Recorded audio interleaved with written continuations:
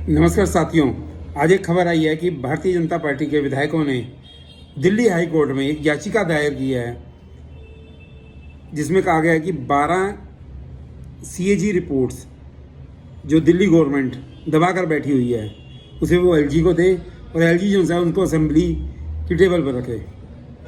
ये जो सी रिपोर्ट हैं फाइनेंस के ऊपर हैं, पोल्यूशन के ऊपर हैं, लिकर पॉलिसी आदि के ऊपर हैं। ऐसी 12 तरह की रिपोर्ट्स हैं और वो जो सी हैं पिछले 4 साल से बिलोंग करती हैं, 2017, 18, 18, 19, 19, 20, 20, 21 से। अब आप एक चीज़ बताइए, 4 साल से अगर सीएजी की रिपोर्ट्स टेबल पर प्रेजेंट नहीं की जा रही है और पब्लिक के डोमेन में नहीं आ रही, तो इसका मतलब है कि कहीं ना कहीं कोई ना कोई मेजर घपला तो है। क्यों डेलिबरेटली इसको दबाया जा रहा है इन रिपोर्ट्स को? अब स्टैच्यूटरी प्रोविज़न क्या कहता है? स्टैच्यूटरी प्रोविज़न ये कहता है कि सीएजी रिपोर्ट देता है गवर्नमेंट को, दिल्ली गवर्नमेंट को। दिल्ली गवर्नमेंट जो है उसके ऊपर अपनी रिकमेंडेशंस वगैरह लगाकर एलजी को देती है और एलजी को कहती है कि असेंबली में इसको प्रेजेंट करा जाए। अब इस कार्य को रोका जा रहा है। क्या ये क्रिमिनल एक्ट नहीं है? सीएजी होता कौन है, मैं आपको वो भी थोड़ा सा डिटेल में बताता हूँ। CAG controller and audit general of India, CAG भी कहते हैं इसको हिंदी में।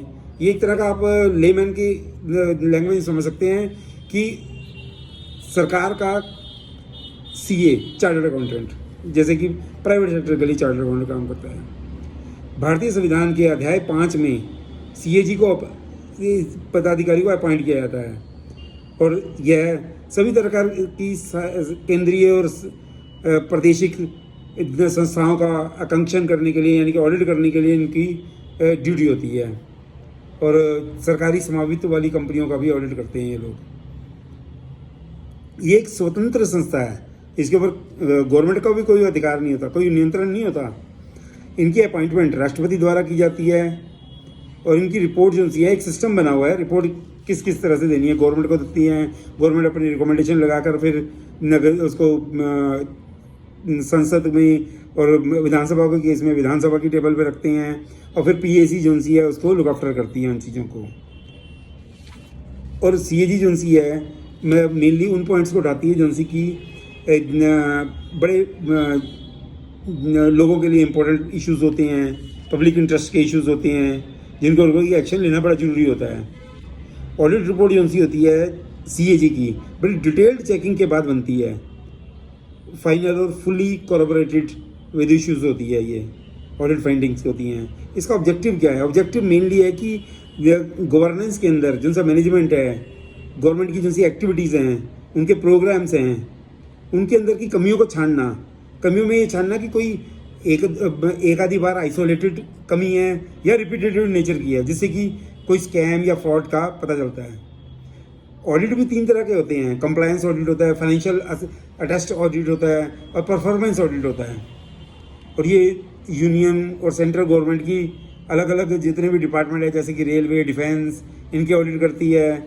पब्लिक कमर्शियल एंटरप्राइजेज होती हैं, public commercial non commercial enterprises होती हैं, बॉडीज़ होती हैं, अथॉरिटीज़ होती हैं, इन सब का ऑडिट करती हैं। सीएजी रिपोर्ट की इंपॉर्टेंस मैं आपको बताता हूँ। सीएजी रिपोर्ट की इंपॉर्टेंस क्यों है इतनी? क्योंकि आपने पिछले कुछ समय में कुछ स्कैमों के नाम सुने होंगे, स्कैम्स के। CAG coal scam, Commonwealth game scam, 2G spectrum scam, इस तरह का कई सारे स्कैम। और लालू प्रसाद के शासन में किए गए फोडर स्कैम, बिहार का फोडर स्कैम। अब इस तरह के मेजर स्कैम है जिसके कारण कि सरकारें तक